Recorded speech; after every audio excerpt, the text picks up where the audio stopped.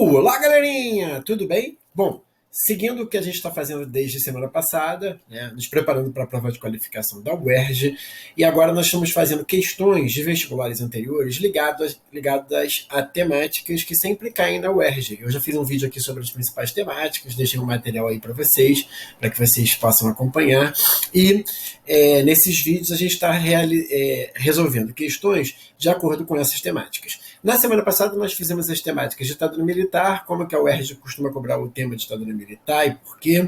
Na semana passada nós fizemos também vídeos sobre meio ambiente, uma temática sempre muito forte na UERJ, tá?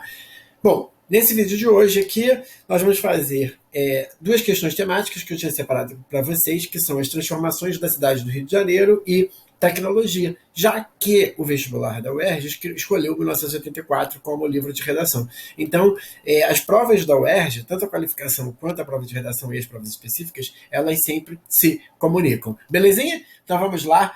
Trouxe aqui uma questão da UERJ, da segunda prova de qualificação do ano de 2020, a última, né, prova, a última segunda prova, que fala sobre ali o Morro do Castelo, que era um morro que ficava ali no centro da cidade do Rio de Janeiro, tá? O Rio de Janeiro, gente, é uma cidade que constantemente se transforma, né? que passa por um processo que a gente chama na geografia de evolução urbana, tá? Se modifica, né? O espaço ganha outras funções, né? Outras sociabilidades são representadas naqueles espaços de acordo com os poderes hegemônicos, beleza? Então vamos lá fazer essa questão aqui sobre o Morro do Castelo.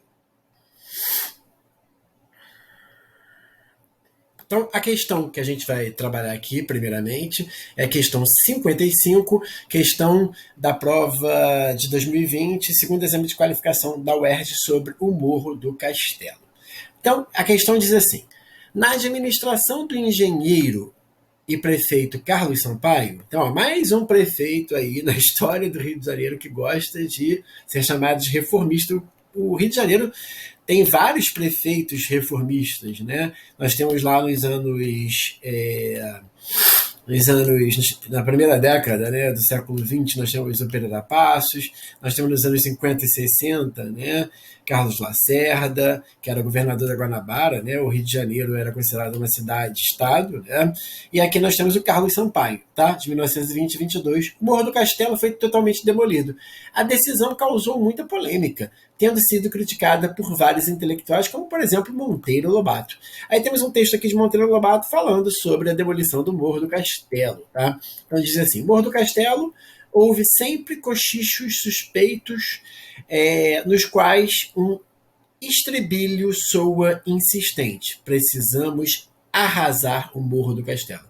Percebe que virou negócio, que o verdadeiro tesouro oculto em suas entranhas não é a imagem de ouro maciço de Santo Inácio, e sim o Panamá do arrasamento. O homem de hoje são negocistas sem alma. Querem dinheiro, para obtê-lo venderão tudo. Venderiam até a alma se a tivessem. Como pode ele, pois, resistir à maré se suas credenciais, velhice, beleza, pitoresco, historicidade, não são valores de cotação na bolsa? Então, o Monteiro Lobato faz uma crítica bem contundente, né, à demolição do Morro do Castelo, né, a demolição da sua história, da história desse morro, da história das pessoas, das relações de sociabilidade que existiam ali no Morro do Castelo. Tá? Então, de acordo com a crítica de Monteiro Lobato, transcrita acima, o arrasamento do Morro do Castelo expressou a seguinte perspectiva de intervenção urbana. Então, vamos lá. Remoção da população pobre, saneamento da área degradada, desqualificação do passado colonial, modernização do transporte público? A resposta aqui é desqualificação do passado colonial. Como assim, professor André? Bom, o Rio de Janeiro, gente, ele começa a passar por uma série de reformas, sobretudo no início do século XX, que é a reforma Pereira Passos. Essas reformas, elas estão aqui, apesar do livro não se passar nessa temporalidade, estão aqui no Triste Fim de Policarpo Quaresma de Lima Barreto, tá? Por que estão aqui? Porque quando o Lima Barreto está escrevendo esse livro, ele está escrevendo pós-reforma Pereira Passos. Então ele já tinha verificado, né, essas tramitações dos governos, né, no sentido de acabar com o passado colonial brasileiro, e a figura do Policarpo Quaresma é uma figura que valoriza a história nacional, certo? Que valoriza o passado colonial brasileiro e tudo que é brasileiro, tá? Então, o que vai acontecer aqui? Quando o Rio de Janeiro passa pela reforma Pereira Passos, que é uma das reformas modernizantes da cidade do Rio de Janeiro, você quer deixar de lado todo aquele passado colonial de herança portuguesa e modernizar o Rio de Janeiro. E o sinal de modernização, o grande farol de modernização no início do século XX era a Paris, né? A Paris, a capital francesa, né, da Belle Époque. Então, tudo que era moderno estava associado à Belle Époque, a chegada da luz elétrica, dos carros, a expansão das ruas, né? A abertura ali da Avenida Central, no Rio de Janeiro, onde é atual o Rio Branco, a expulsão, né, dos pobres, né, e dos mais pobres, sobretudo retratada no livro Cortiço, tá? E essas mudanças na cidade do Rio de Janeiro, que são retratadas sobretudo por dois grandes fotógrafos. Um deles é esse aqui, o Malta, tá? Augusto Malta, que retrata, né? Ele tem fotos, inclusive, aqui do Morro do Castelo, né, antes de ser demolido. E o outro grande fotógrafo do Rio de Janeiro, que é o Marc Ferrer. Tá? São fotógrafos, são homens, né? A fotografia também é uma invenção dessa modernidade, são homens que vão fotografar o que existia, né, de um Rio de Janeiro colonial, que a gente não vê mais, né, e um Rio de Janeiro que se transformou moderno, né, moderno, aí com a reforma Pereira Passos, e também com esse prefeito modernista que implode o Morro do Castelo, né, o Morro do Castelo, que era um morro ali muito conhecido, que dava ali de frente para o Teatro Municipal, tá? E que foi removido para sair, né, para tirar dessa cidade o passado colonial dela, né, e modernizá-la, tá? Então existia um repúdio a tudo que fosse ligado ao passado colonial. Beleza? Então, ó, nessa temática, transformações na cidade do Rio de Janeiro, vimos mais uma questão. Frequentemente quase todo ano caem questões sobre a transformação do Rio de Janeiro. Já fizemos aqui, na semana retrasada, uma questão sobre a Comunidade da Maré. Vamos lá. A próxima questão é a questão 52, questão do exame de 2018, da segunda exame de qualificação da UERJ. Vamos ver aqui o que cobra essa questão. A questão diz assim: considere a sequência de mapas a seguir que apresenta a expansão da mancha urbana na cidade do Rio de Janeiro e seu entorno em 5 momentos, tendo como base a divisão municipal atual. Tá? Então, ó, a gente tem o Rio de Janeiro lá de 1888, tá aqui, ó, em amarelinho, a cidade. A cidade em 1930, como que ela já se expande?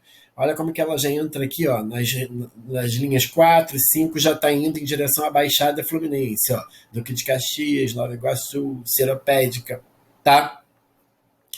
Aí em 72 ela se expande mais, aí vai se unindo, né? Uma cidade se une com a outra e você vai perdendo essa percepção, que é um fenômeno da geografia conhecido como conurbação, tá? Então, ó, ela chega a Duque de Caxias, ela chega a Nova Iguaçu e não aparece uma fronteira entre essas cidades, tá? 94 ela se expande mais ainda, então, chegando lá em Paracambi, tá? Magé, né? E em 2007, já no século XXI, ela já tem essa dimensão, né? Chegando aqui até a São Gonçalo, Itaboraí, enfim, tá? Vamos ver o que a questão pede aqui pra gente. O período no qual se identifica a formação de áreas conurbadas, que é a conurbação que eu acabei de explicar para vocês, é o fenômeno que ocorre quando uma cidade se une, se aglutina a outra, né? Sem que você perceba as fronteiras evidentes, seja um rio, sem que você passe por uma parte agrícola, né? E você chegue, né, aí, que você perceba que você está entrando numa outra cidade, parece que você está na mesma cidade, que caracterizam a metropolização fluminense. Então, qual é o período que se dá a conurbação? Vamos lá, é só você ter uma sensibilidade aqui, ó, de olhar o mapa. Olha só. Aqui o Rio de Janeiro ainda está isolado, tá vendo? As cidades de Nova Iguaçu, Caxias, né, ainda está isolado. Essa conurbação começa nos anos 30, ó, aqui, ó, lá na Era Vargas, e ela vai se ampliando até 72. Até 72, praticamente, as cidades já estão todas ligadas aqui. Depois a cidade só se expande, mas o fenômeno da conurbação começa de 30 a 72. Então vamos lá ver qual é a resposta. Ó, de 1930 a 1972, letra B, de bola. Beleza, galerinha? Então, ó, duas questões que nós fizemos sobre a evolução, as transformações da cidade do Rio de Janeiro. Que agora aqui nessa questão já é uma megalópole, né? Nessa questão aqui a gente estava discutindo a questão das mudanças, né? O Rio de Janeiro é uma cidade que muda muito, né, gente? Você destrói um morro, você tira pessoas de lugares. Para a Olimpíada de 2016, né? Você tirou pessoas que moravam ali na comunidade do Autódromo, né? Você tirou comunidades da Barra da Tijuca que se tinha ali perto do Downtown, né, no Rio. Então é uma cidade que vive em permanente transformação. Belezinha, gente? Bom, agora nós vamos entrar no eixo, tá?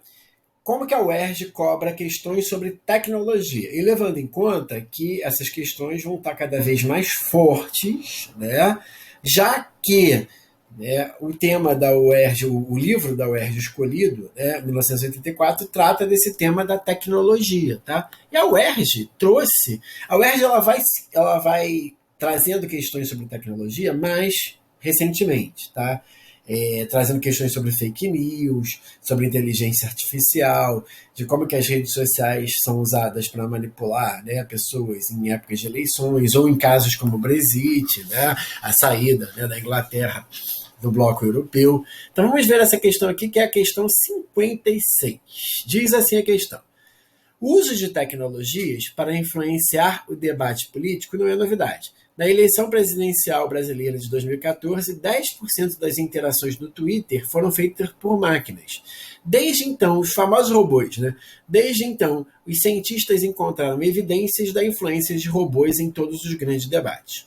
Uma pesquisa da USP, com participantes de um protesto em São Paulo contra o governo Dilma em 2015, mostrou que 64% acreditavam que o PT queria implantar o regime comunista. 71% que o filho do Lula é um dos sócios da Friboi, né? Essa fake news passou muito, né, em redes sociais mesmo, né, nesse momento, tá? E o comunismo é um fantasma do Brasil, né? Ele nunca existiu, o Brasil nunca foi comunista, né? E essas mensagens chegam aí, claro, de propósito, né, gente? Porque a população tem medo, né, de fato, do comunismo.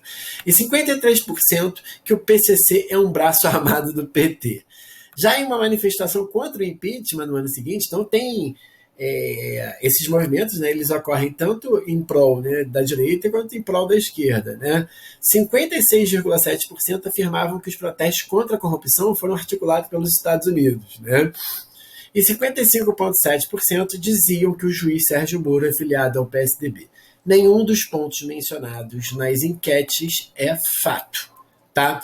Então é um texto aqui, adaptado da revista Galileu, de Felipe Floreste, tá?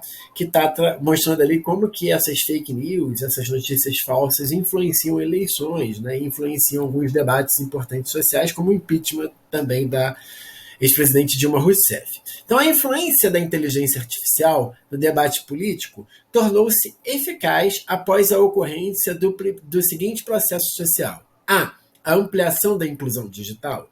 Sim, né? Cada vez mais, né, as pessoas têm acesso ao mundo digital, seja pelo celular. Daí, né, gente, essas fake news, essas notícias políticas, essas notícias em momentos estratégicos, né, da política brasileira, elas serem lançadas nessas redes sociais. É claro que as pessoas, elas não frequentam, assim, elas não são leitoras de sites, né, mais especializados que não passariam fake news, né? Elas leem notícias no Facebook, no WhatsApp, né, no Telegram, no no Twitter, né? Então, no Instagram. Então, por isso que é mais fácil, né, delas perceberem qual é a veracidade das informações, tá? Então, houve uma ampliação da inclusão digital, sim, tá? B, o enfraquecimento da ação legal não tem nada a ver com a ação legal. A eliminação da regulação estatal, muito pelo contrário, o Estado ainda regula, né, as redes, né, e os sistemas de comunicação, sobretudo a TV. Né. Crescimento da competição empresarial, não tem nada a ver com empresa. Então tem a ver com a ampliação, né, da inclusão digital, e num mundo, né, onde as pessoas se comunicam mais pela internet, que recebem mais notícias pela internet do que pela TV, de fato, os meandros políticos se decidem nessas redes sociais e na internet. Belezinha, gente? Então, esse é o vídeo com esses dois temas: transformações da cidade e tecnologia. Dois temas que possivelmente vão estar na prova do dia 28 de fevereiro de 2021, prova de qualificação da UERJ, já que transformações da cidade, né, ele está ligado sobretudo ao triste fim do Policarpo Quaresma, por causa das reformas urbanas, né?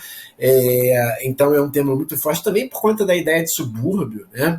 Fiquem de olho nessa ideia de subúrbio. Eu vou fazer um vídeo só sobre subúrbio e Policarpo Quaresma, mas fiquem de olho também pensando na prova de humanas de qualificação, que provavelmente vai cair alguma coisa sobre o subúrbio, já que triste fim está aqui. E outra coisa, como eu estou afirmando nesses vídeos para vocês sempre, né? A prova da UERJ, ela pega o livro não é só para literatura, o livro também serve para prova de humanas, né? Isso aconteceu no último exame de vestibular da UERJ, no penúltimo também, né, de você usar. O Gota d'Água do Chico Buarque foi usado na prova de literatura e foi usado na prova de história para falar da ditadura militar. Então, possivelmente, né, o triste fim vai, né, também ser cobrado ali com alguma historicidade que tem ali, ou mudança da cidade que está ali, sobretudo a questão do subúrbio. Gente, dê o like, compartilhem o vídeo,